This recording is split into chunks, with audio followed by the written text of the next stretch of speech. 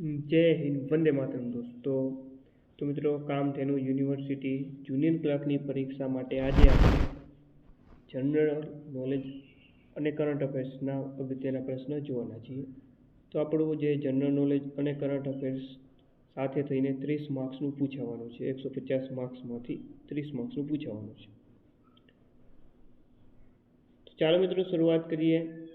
મોટાભાગના પ્રશ્નો તમને આમાં વાત કરીએ, આ 30માંથી કરંટ અફેર્સના પ્રશ્નો વધારે આપણને જોવા મળશે.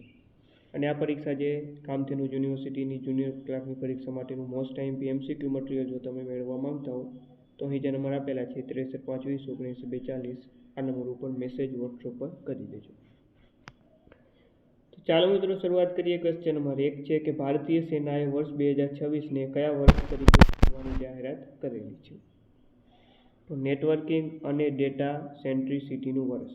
ઓપ્શન બી આપણો અહીં સાચો જવાબ રહેશે. ઓકે, આપણા આ મટીરિયલની અંદર છેલ્લા 6 મહિનાના કરંટ અફેર્સ મિત્રો આપેલા છે. આટલું કરી લેશો તો તમારા જે 30 માર્ક્સ છે તે સિક્યોર થઈ જશે. પ્રધાનમંત્રી નરેન્દ્ર મોદીએ પ્રધાનમંત્રી કાર્યાલયનું નવું નામ શું આપ્યું છે? તો એનો જવાબ આવશે સેવા તીર્થ. સંત સુરદાસ યોજના હેઠળ દિવ્યાંગજનોને માસિક ધોરણે કેટલી રકમની આર્થિક સહાય પૂરી પાડવામાં આવે છે? તો ₹1000. ભારતમાં ફાઇટર એરક્રાફ્ટ એસ્કેપ સિસ્ટમનું સફળ ડાઇસ્પીડ રોકેટ સ્લેડ પરીક્ષણ કઈ સંસ્થા દ્વારા કરવામાં આવ્યું? DRDO દ્વારા. ત્યારબાદ તાજેતરમાં કેન્દ્ર સરકાર દ્વારા કઈ જાહેર ક્ષેત્રની કંપનીને નવરત્નનો દરજ્જો આપવામાં આવ્યો છે? તો જવાબ આવશે નુમાલીગઢ રિફાઇનરી લિમિટેડ.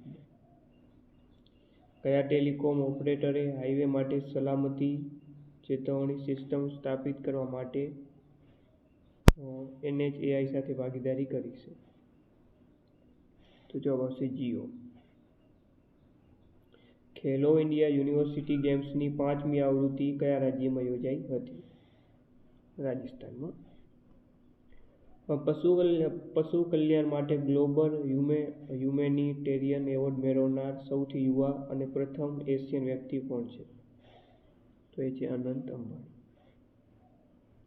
ગુજરાતના મુખ્યમંત્રી શ્રી ભૂપેન્દ્રભાઈ પટેલે વિકસિત ગુજરાત સ્ટ્રેટેજી રૂમનું લોકાર્પણ કર્યું. આ સ્ટ્રેટેજી રૂમ કઈ સંસ્થા દ્વારા વિકસાવવામાં આવ્યો છે? જવાબ આવશે ગ્રીટ. ટાઈમ મેગેઝિન દ્વારા 2025નો CEO ઓફ ધ યર તરીકે કયા ભારતીય મૂળના વ્યક્તિનું નામ જાહેર કરવામાં આવ્યું છે? નીલ મોહન. ત્યારબાદ ભારતનું પ્રથમ પાવર મ્યુઝિયમ કયા શહેરમાં સ્થાપિત કરવામાં આવશે? તો પટના, બિહાર ખાતે. ભારતનો પ્રથમ સાર્વભૌમ AI પાર્ક કયા શહેરમાં સ્થાપવામાં આવશે?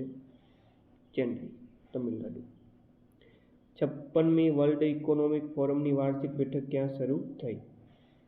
દાવોસ, સ્વિટ્ઝરલેન્ડ ખાતે. તાજેતરમાં કેન્દ્રીય ગૃહમંત્રી દ્વારા ભારતની પ્રથમ રાજ્ય ભંડોળ આધારિત બાયોસેફ્ટી લેવલ 4 લેબોરેટરીનો શિલાન્યાસ ક્યાં કરવામાં આવ્યો? ગાંધીનગર ખાતે. વર્ષ 2027ની વસ્તી ગણતરીના પ્રથમ તબક્કા માટે કેટલા પ્રશ્નો સૂચિત કરવામાં આવ્યા છે? 33. તાજેતરમાં વાલ્મીકી રામાયણની 233 વર્ષ જૂની દુર્લભ હસ્તપ્રત કયા મ્યુઝિયમને ભેટ આપવામાં આવી છે? ઓકે, કયા મ્યુઝિયમ? ઓકે, મોસ્ટ ટાઈમથી પ્રશ્ન છે.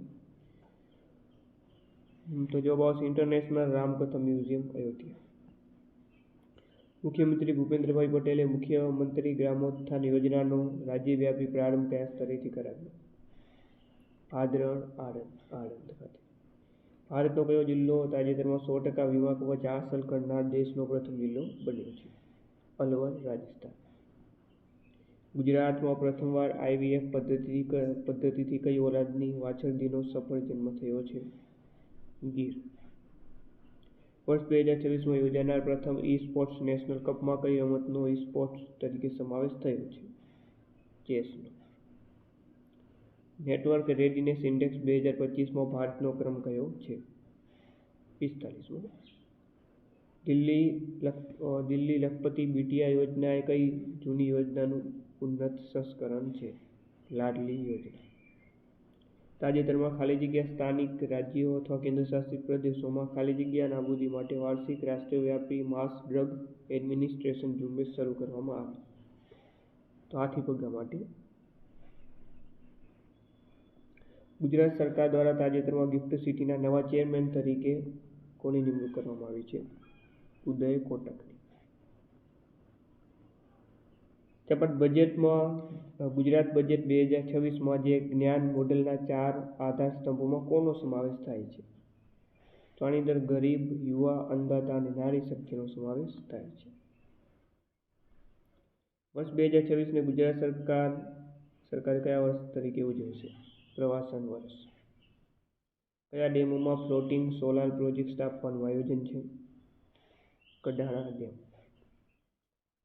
ભારતે કયા દેશ સાથે બાગાયતી સહયોગ પર તેની પ્રથમ સંયુક્ત કાર્યકારી બેઠક યોજી? New Zealand.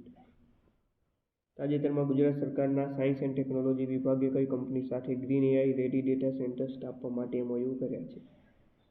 Larsen and Toubro Vyoma. Palamu tiger reserve દ્વારા જંગલો અને વન્યજીવોના રક્ષણમાં મહિલાઓને સામેલ કરવા માટે કઈ પહેલ શરૂ કરવામાં આવી છે? વનજીવી દીદી. તાજેતરમાં એમેઝોન ભારતની બીજી સૌથી મોટી અને વિશ્વની બીજી સૌથી મોટી સિંગલ બિલ્ડિંગ કોર્પોરેટ ઓફિસનું ઉદ્ઘાટન કયા શહેરમાં કર્યું? બેંગ્લોર. તાજેતરમાં સંયુક્ત રાષ્ટ્ર દ્વારા રોડ સેફટી માટેના ગ્લોબલ ચેમ્પિયન તરીકે કોની નિમણૂક કરવામાં આવી છે? સચિન તેંડુલકર. ત્યારબાદ ભારતમાં રાષ્ટ્રીય વિજ્ઞાન દિવસ 2026ની થીમ શું હતી? વિજ્ઞાનમાં મહિલાઓ, વિકસિત ભારતનું ઉત્પ્રેરક.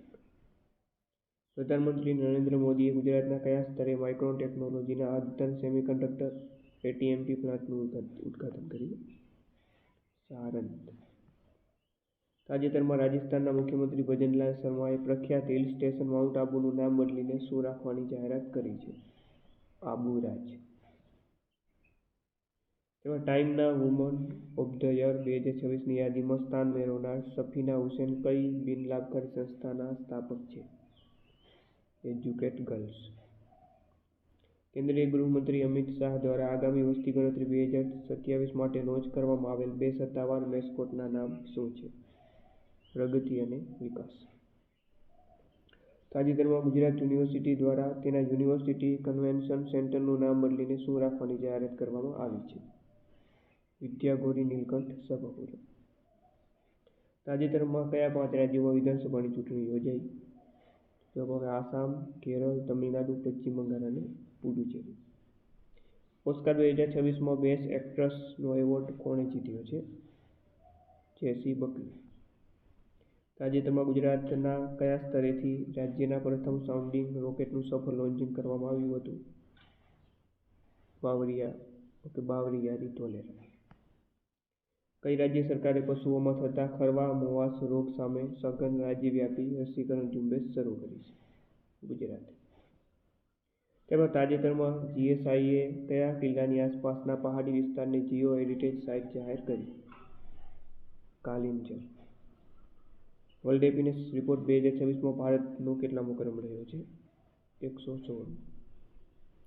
ત્યારબાદ વાત કરીએ તો ભીમ જે Bharat interface for money app માટે સત્તાવાર બ્રાન્ડ એમ્બેસેડર તરીકે કોની નિયુક્તિ કરવામાં આવેલી છે? MS ધોની. હોર્મુઝની સામુદ્રિક ધુનીમાં વહન કરતા જહાજો અને ટેન્કરોની સુરક્ષા માટે ભારતીય નૌકાદળ દ્વારા કયું ઓપરેશન શરૂ કરવામાં આવેલું છે? ઓપરેશન ઉર્જા સુરક્ષા. તાજેતરમાં કયા દેશે વિજ્ઞાન આધારિત આરોગ્ય નીતિઓને પ્રોત્સાહન આપવા માટે G7 અંતર્ગત વર્લ્ડ હેલ્થ સમિટનું આયોજન કર્યું છે? ફ્રાન્સે. ભારતની પ્રથમ હાઇડ્રોજન ટ્રેન કઈ ટેકનિક પર આધારિત છે? Hydrogen fuel cell. તાજેતરમાં કયો દેશ U6 GHz સ્પેક્ટ્રમનો ઉપયોગ કરીને વિશ્વનું પ્રથમ 10G ઇન્ટરનેટ નેટવર્ક લોન્ચ કર્યું છે? તો જવાબ આવશે UAE. તો મિત્રો આ હતા આપણા કામધેનુ યુનિવર્સિટીની જૂનિયર ક્લર્કની પરીક્ષામાં પૂછાય એવા કરંટ અફેર્સના પ્રશ્નો. તો આવા નવા હવેથી આપણે મોડલ પેપર પણ લાવશું. તો ચેનલને લાઇક શેર સબસ્ક્રાઈબ કરી નાખજો અને આનું મોસ્ટ ટાઈમ મટીરિયલ મેળવવા માટે આ નંબર ઉપર તમે સંપર્ક કરી શકો છો.